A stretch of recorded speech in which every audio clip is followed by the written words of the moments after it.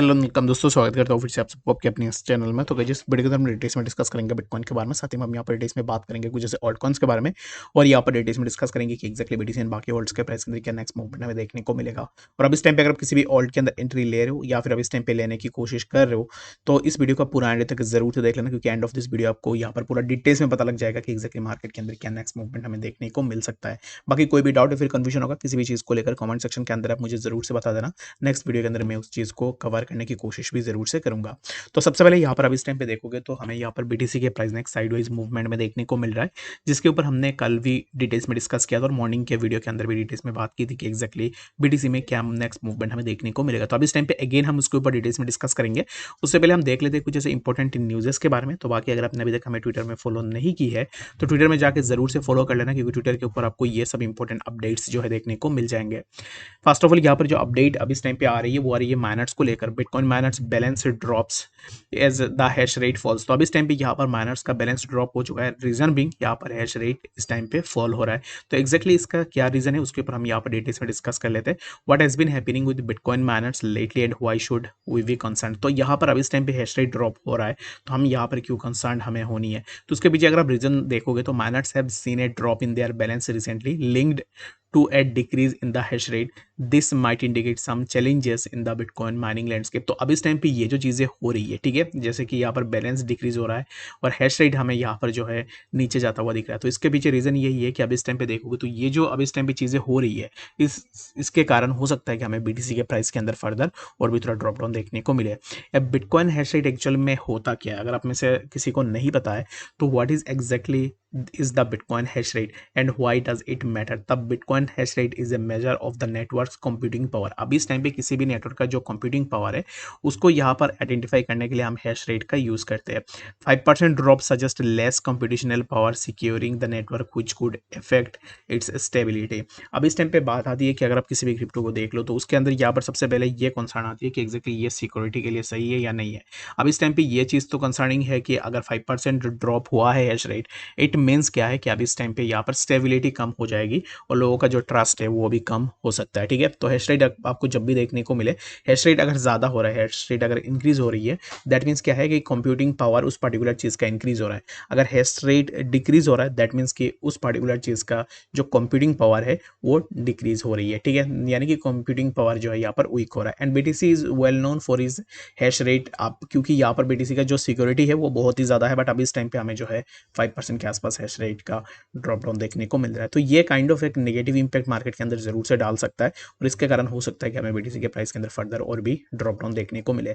बाकी मैं इस पूरा आर्टिकल के ऊपर नहीं पढ़ूंगा। बाकी अगर आपको डिटेल्स में इसके ऊपर जानकारी चाहिए तो आप ट्विटर में जाइए और इसको पूरा डिटेल्स में पढ़िए, ताकि आप इजीली अगर पढ़ोगे तो फिर आप भी इसको इजीली समझ जाओगे। ठीक है, तो चलिए फिर हम बात करते हैं अब इस टाइम पे सबसे पहले बीटीसी के बारे में कि एक्जैक्टली बीटीसी में नेक्स्ट क्या मूवमेंट हमें देखने को मिलेगा। तो बीटीसी अब इस टाइम पे ऑलरेडी इसी पर्टिकुलर जोन के आसपास लास्ट बीने वीक हमें जो है यहाँ पर प्राइस इसी पर्टिकुलर जोन से 26,700 इसी जोन के आसपास ये कंसोलिडेशन हमें देखने को मिल रहा है।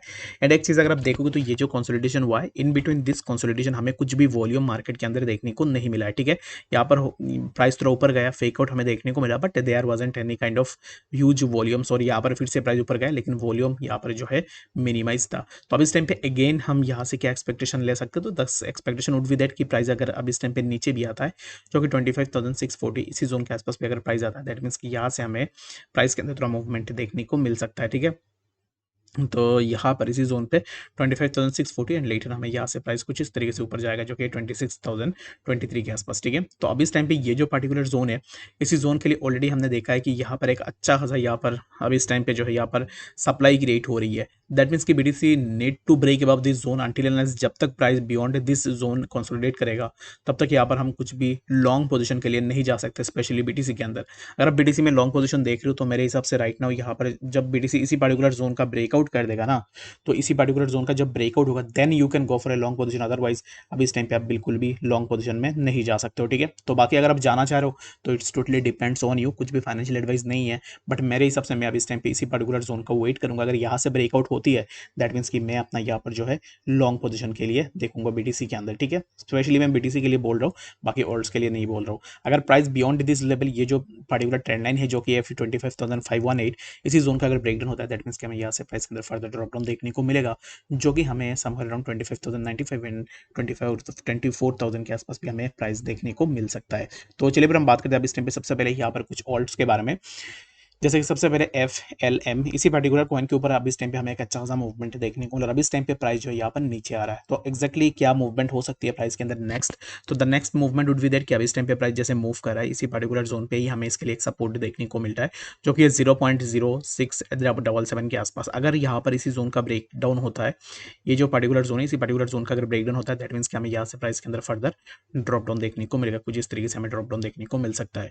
जब तक प्राइस इसी पर्टिकुलर जोन के अब ट्रेड कर रहा है तब तक यहाँ पर कोई भी शॉर्ट पोजीशन नहीं बनेगा। अगर आप शॉर्ट पोजीशन ले रहे हो दैट मीन्स कि यहाँ पर रिस्क बहुत ही ज़्यादा होगा। तो बाकी अगर आप लेना चाह रहे हो तो it completely up to you, आप अपने एंड से देख के जरूर से ले सकते हो। तो FLM के बारे में मुझे बिल्कुल भी नहीं पता है कि एक्जैक्टली इसका प्रीवियस हिस्ट्री क्या है क्या नहीं है, बट यहाँ पर मुझे एक रिक्वेस्ट मिला कि FLM के ऊपर यहाँ पर आप बात कर लीजिए इस वीडियो के अंदर, तो इसलिए मैंने यहाँ पर FLM को भी कवर कर दिया, ठीक है। तो चलिए फिर हम बात करते हैं इस टाइम पे नेक्स्ट जो हमारा ऑल्ट कॉइन है उसके बारे में। तो यहाँ पर इस टाइम पे देखूँ तो पेप के प्राइस के अंदर भी ना हमें यहाँ पर मूवमेंट देखने को मिला था। लाइक प्राइस पेप का ऑलरेडी प्रीवियसली इसी पर्टिकुलर जोन के ऊपर भी हमने डिस्कस की थी, प्राइस इसी जोन पे गया, अगेन प्राइस के अंदर ड्रॉप डाउन हुआ, again we got a rejection from that zone जो कि 0.008258, एंड यहाँ से हमें प्राइस के अंदर ग्रेजुअली ड्रॉप डाउन देखने को मिला।